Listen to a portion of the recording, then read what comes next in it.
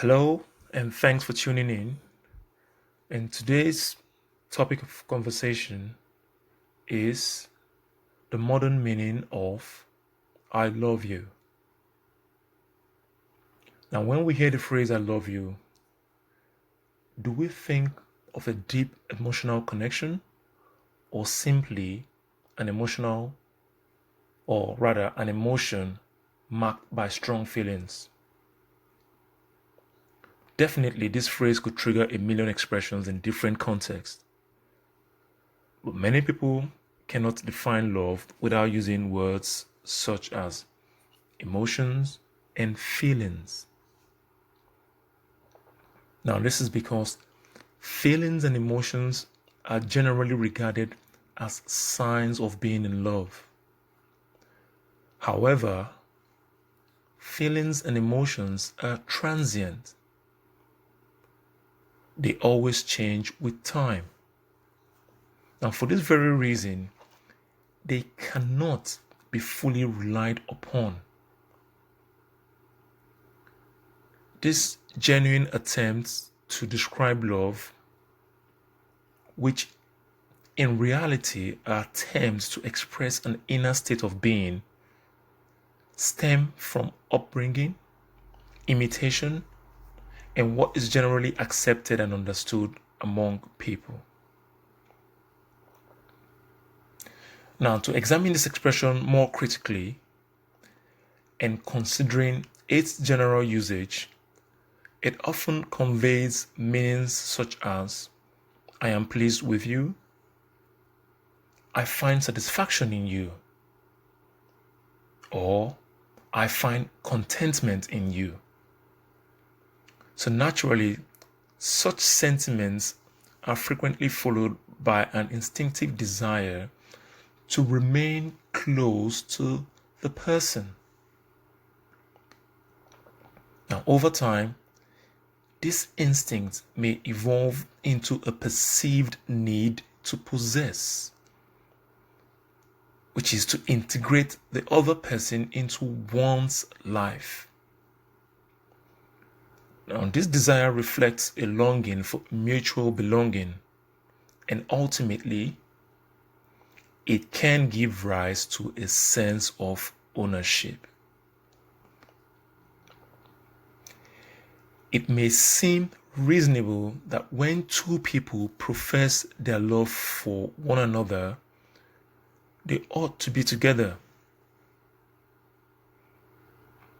But this desire to possess is often expressed covertly, indirectly, or even unconsciously. At its core, the underlying sentiment is I do not want to share you with anyone else, and therefore I must do everything within my power to keep you to myself. Now, when you reflect on this, you may come to realize that when most people say, I love you, what they are truly expressing is, I seek the fulfillment of my desires and happiness in you. So, in other words, you make my wishes come true. Within this expression lies the condition that must be met in order to sustain the so-called loving relationship. So for that relationship to be loving in the sense that it's been expressed,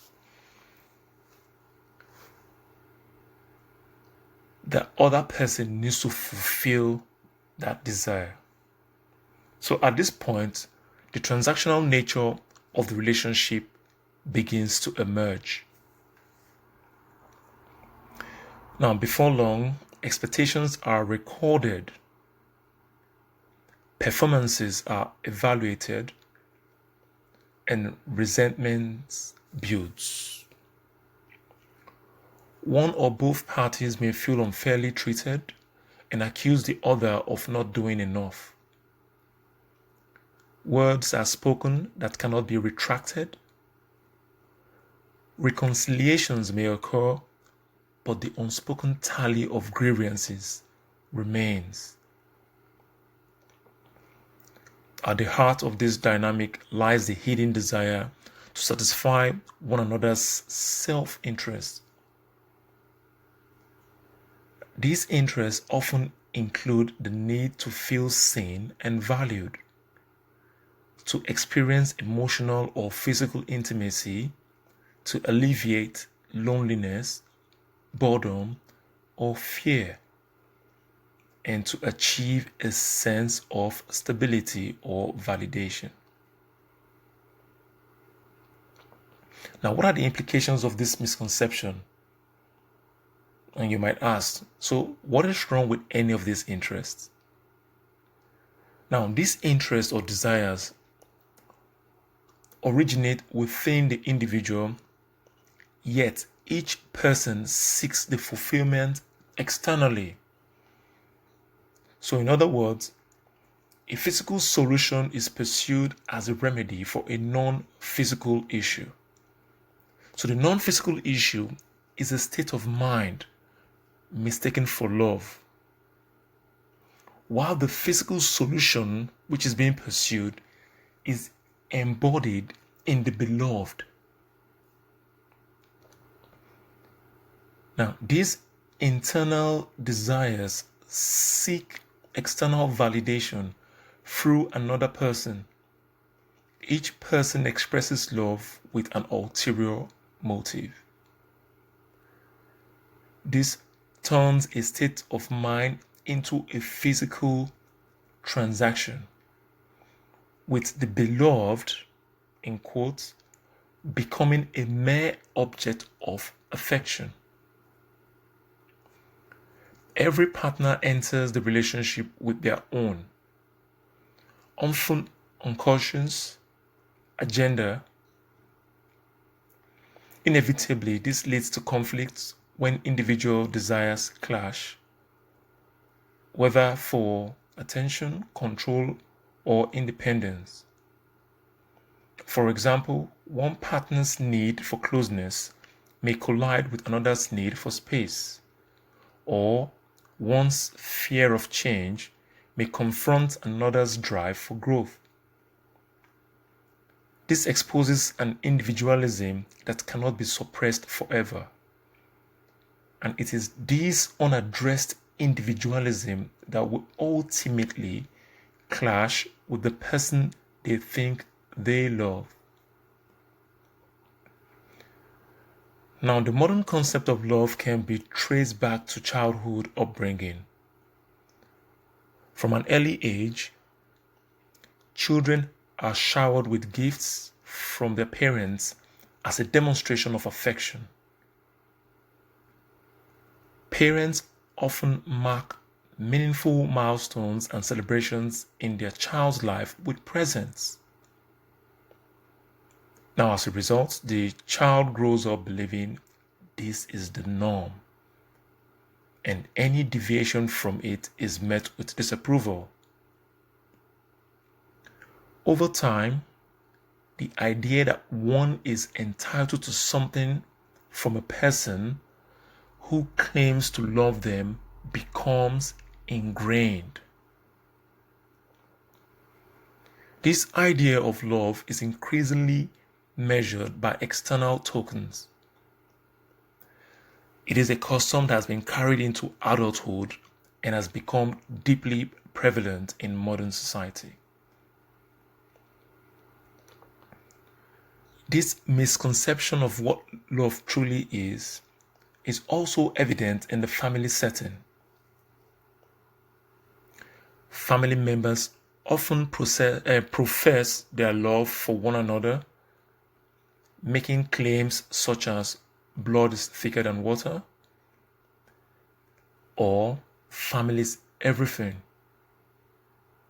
Yet, when you observe these groups closely, you often find individuals who are unhappy because someone did not call them on their birthday, someone failed to provide financial assistance when asked, someone was excluded from a family will, someone resents another for being the favorite, or someone feels deprived of what they believe they're entitled to.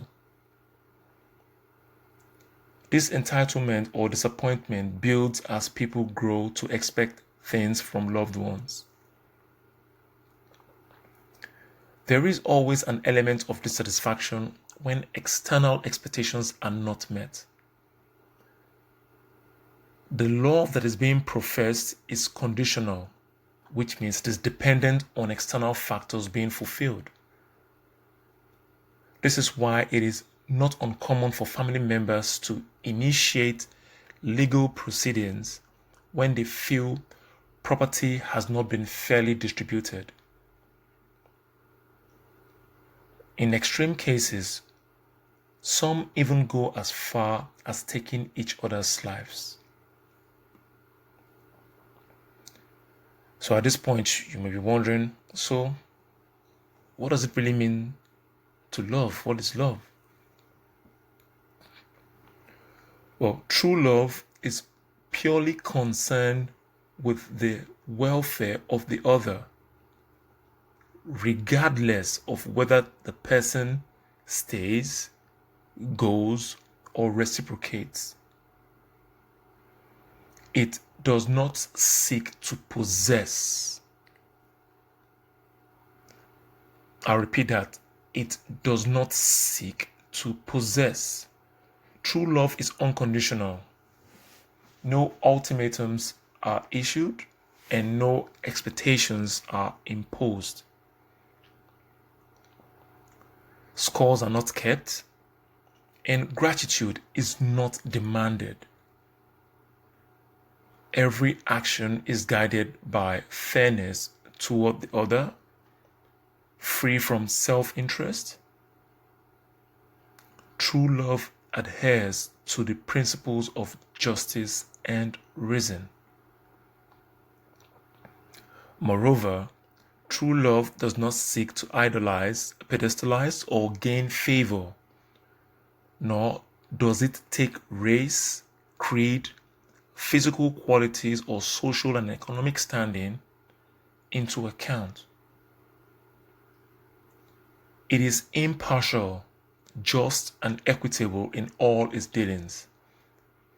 It is neither subjective nor biased, and it is never demanding. So when a relationship built on the assumption of love reaches a crossroads, it often collapses, for it was never genuine love that brought them together in the first place. Now, evidence of this is seen when such relationships end. They are frequently marked by allegations, disappointments, accusations, and bitter, hostile conflicts. Words are spoken publicly to cast the other person in a negative light, and in some cases, one partner may go as far as to attempt to destroy the other's life entirely. This raises a troubling question.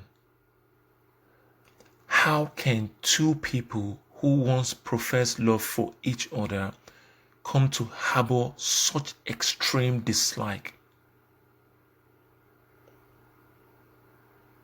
The answer lies in the prevailing concept of love today. Too often, emotions are mistaken for love, and when those emotions inevitably fade, the transactional nature of the bond is exposed, replaced by harsh reality. Now, the key difference between true love and what is commonly referred to as love is that true love expects nothing in return. It is selfless, whereas the latter always operates on the expectation of reciprocity and therefore selfish. Thank you for listening.